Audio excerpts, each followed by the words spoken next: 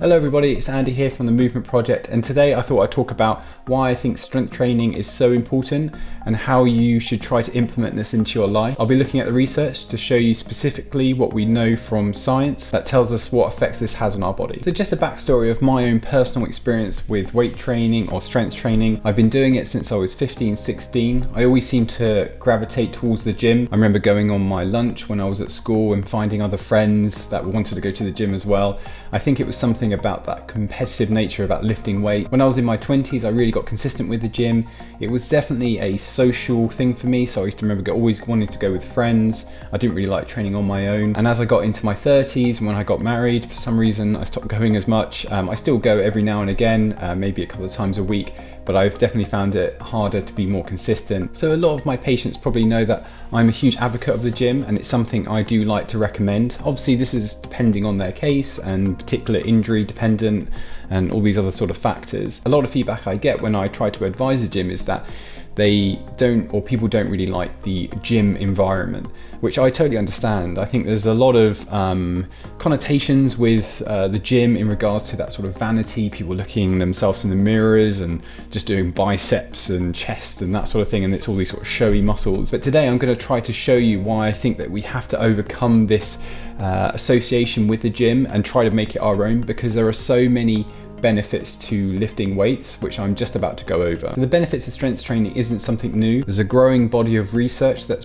has been built upon over the last 20 to 30 years. But over the last 3 to 5 years, there's some really good studies that have come out that I felt that I then had more concrete evidence to show people that why you should be implementing strength training into your weekly routine. So I'll go over these bits of crucial information that I found. So lifting weights have been shown to reduce risks of things like stroke, cancers, cardiovascular disease, while boosting brain power, lowering body weight. And these are some of the studies that I'm going to show you that have indicated these benefits. And so we know more definite now that this probably is the case. So I do need to make a few distinctions first of all before I go into the research. So the first one is that there is a difference between strength training and aerobic exercise, and not just in the obvious term of, yes, one is lifting or moving weights using your muscles, and another one is more focused on the respiratory system. But there is definitely a physiological effect or difference between those two. So lifting weights has a different effect on our body as opposed to doing aerobic exercise, so say jogging. And the studies I'm looking at are looking specifically at the strength training component,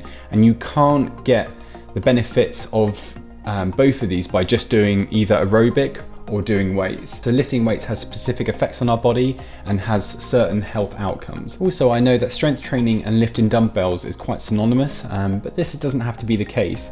You don't have to lift weights to do strength training. You can get strength training from doing body weights, you can be doing resistance band exercises, you can use machines, but also you can lift weights. So it doesn't have to be going to the gym or having access to dumbbells to get strength training. Strength training comes in many different forms. Okay, so let's look at the research and see what benefits we know that strength training has on our body.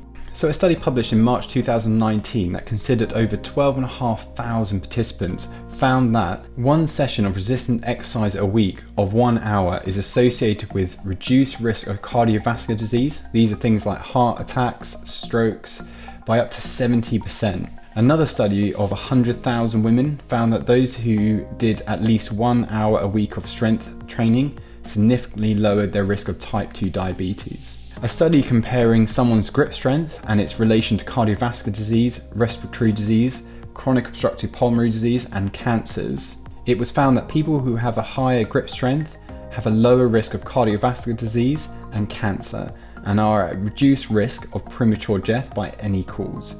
This excluded things like colon cancer in women and prostate cancer and lung cancer in both men and women. Grip strength is a good indicator of overall muscle strength. Okay, so how does this work?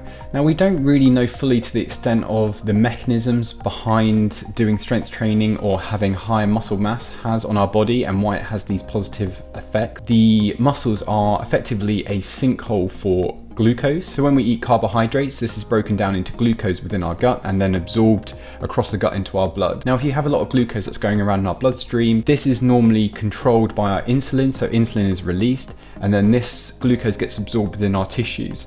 So muscles are thought to be one of those sinkholes or one of those tissues that glucose can be absorbed into. If you keep eating a lot of carbohydrates and then your blood sugar levels or your glucose levels keep going high and you haven't got anywhere for that glucose to go, this can have then adverse effects on our health, cause things like type 2 diabetes, cardiovascular disease. So our muscles are thought to be one of those things that can get rid of glucose within our blood. So another benefit of doing weight training is its effect on our BMI. So this is our value of our height versus our weight, and this gives us an indication of how healthy we are. So having a lower BMI is generally considered a good thing, and if you've got a lower BMI, you have less instances of things like cardiovascular disease and diabetes, dementia, all these other things. So how it's thought to do this is that if you strength train, you generally will have more muscle mass. When you train and you damage your muscle fibers, it takes a lot of energy for lifting that weight, but that would be the same as if you go jogging. So when you go jogging, you're using your muscles, and then that requires energy, and your body has to replace that energy in the form of glycogen within your muscles. This is a form of glucose or stored glucose.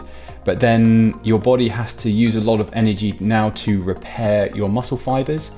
And when you lift specifically weights, this normally damages your muscle fibers, and then your body repairs the muscle fibers, which then your muscles build back stronger and bigger. So this is how you get stronger muscles. But this requires a lot of energy, and that energy then has to come from somewhere. So it comes from the food you eat and also from fat cells. Also, another mechanism is that because you have more muscle mass, muscle tissue is very expensive for your body to maintain. So it needs a lot of calories to maintain that muscle tissue. So over a long period of time, it may be more beneficial to have more muscle tissue because you're burning more calories at rest. So if all this hasn't yet convinced you to go out and start lifting weights over going for a run, there is a growing body of research that suggests or has linked a decline in the amount of muscle strength we have to a decline in our memory, reaction time, verbal and spatial reasoning. So I'll go over some of these studies that have found this link. A study found that older women who lifted weights once a week for a year had significant improvements in cognitive tests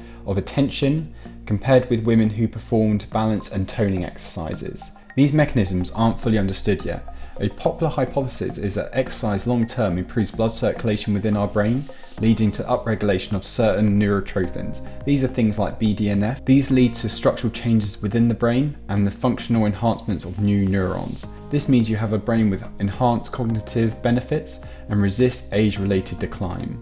The NHS recommends doing strength training activities that work all major muscles. So this is your legs, hips, back, abdomen, chest, shoulders, and arms, on at least 2 days of the week. So the reason why they give this advice is that there is a lot of evidence that suggests that if you just get one strength training session in a week, this has quite a dramatic effect on our health. And these are the health benefits that I've already just mentioned. And then if you do 2 sessions, once again, this has slightly diminished effects, but still has a lot of positive effects. But then after that, if you go to 3, 4, 5 times a week, there is a sort of diminishing returns in regards to its effect on our health, and maybe not necessarily optimal. Obviously, they're trying to give people obtainable goals, and doing once or twice a week is hopefully achievable for most. So that's why they give that advice. Okay, so to finish off, our strength peaks around about 30. So in our 30s, it is even more imperative that we go out, so this is myself now, that we go out and continue doing strength training once to twice a week. As we all know, it's a lot easier to maintain muscle mass than it is to try to build it. So you've got to try to work with what you've got.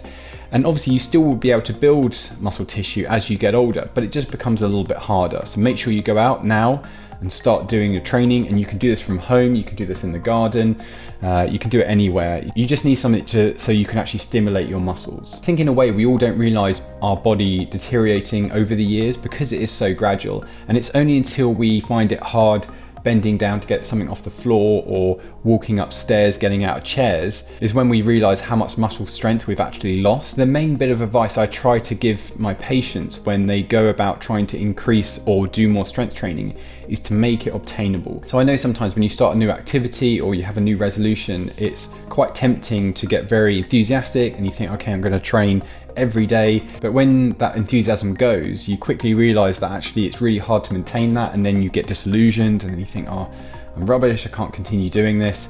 So it's better to just have something obtainable, whether it's just to do 15 minutes of strength training a week, and that can be just doing a few body weight squats, some push-ups, get consistent with that. Then over time, increase your frequency, you do this more, or the amount in the session, then hopefully you'll be able to stay more consistent over a longer period of time. So with all this being said, this doesn't mean that you don't have to do aerobic exercise. These are things like swimming, you're running, doing certain sports. These still carry their own benefits. It's just about amalgamating or doing a mixture of both.